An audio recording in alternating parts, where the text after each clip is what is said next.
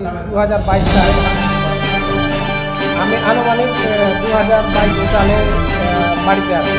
সে আমাকে সন্ধ্যার সময় একটু বললো যে তুই দেশে আসার পরে কী করবি, কোনো চিন্তা ভাবনা করেছিস বা প্ল্যানিং করেছিস?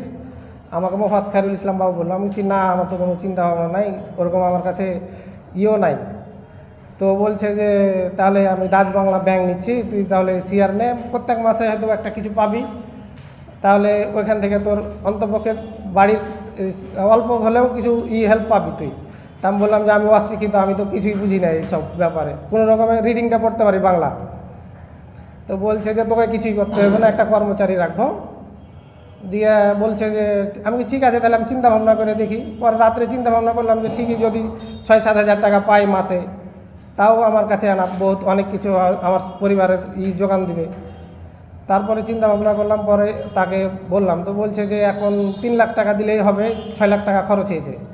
তো তাকে আমি 3 লক্ষ টাকা দিই প্রথমে। তারপরে সে আবার বলে যে 3 লক্ষ টাকা তো দিলি শুধু ব্যাংকের ডেকোরেশন, কম্পিউটার, এটা সেটা কেনার জন্য, কিন্তু এখন তো একটা ব্যাংকে একটা ক্যাশ লাগবে, যে কেউ টাকা উঠাতে আসলে বা কেউ কিছু আসলে তো টাকাটা দিতে হবে, একটা ক্যাশ লাগবে। তখন আমাকে আরও 2 দফায় সে আমার কাছ থেকে 7 লক্ষ টাকা নেয়।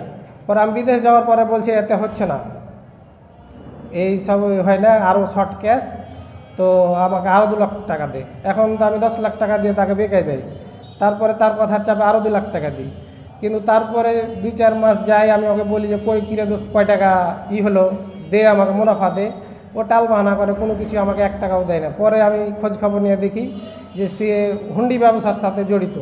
তখন আমি আতঙ্কে যে এই তো 2 নম্বর ব্যবসা, আমি তো নিরপরাধ লোক, ফের আমাকে যদি কোনো দিক দিয়ে ফাঁসাই দেয়ছে, এই জন্য আমি তার কাছ থেকে আমি বললাম যে দোস্ত আমি এসব করবো না, তুই আমাকে টাকাটা ফেরত দে।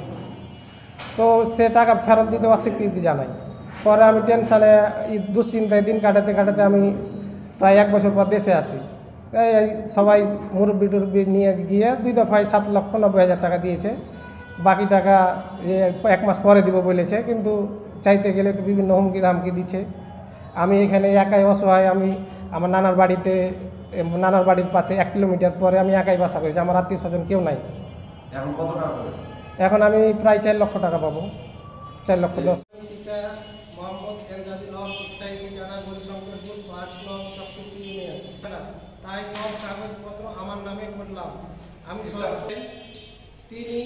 তুমি অশিক্ষিত, তাই তোমার নামপত্র আমার নামে করলাম।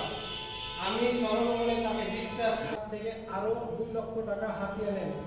আমি বিদেশ থাকা অবস্থায় যেমন টাকা বুঝিয়ে না দিয়ে হয়রান করতে থাকে। আমি আমার টাকার জন্য 1 বছর পর 90,000 টাকা বুঝিয়ে দেন এবং বাকি টাকা তিনি 1 মাসের মধ্যে প্রবেশ করে বাড়ি ভাঙচুর করে এবং 3 লক্ষ টাকা এবং প্রাণ নাশের হুমকি দিয়ে বাড়ি থেকে চলে যান।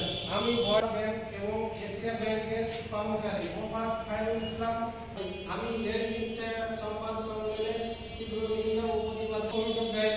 এরপর হঠাৎ করে বিভিন্ন কাজে প্রবাহিত করতে সাজানো লোক নিয়ে এবং আমি কারো উপর কোনো মামলা করিনি। সংবাদ সম্মেলনে সিরাজুল ইসলাম বলেন, পরে তারা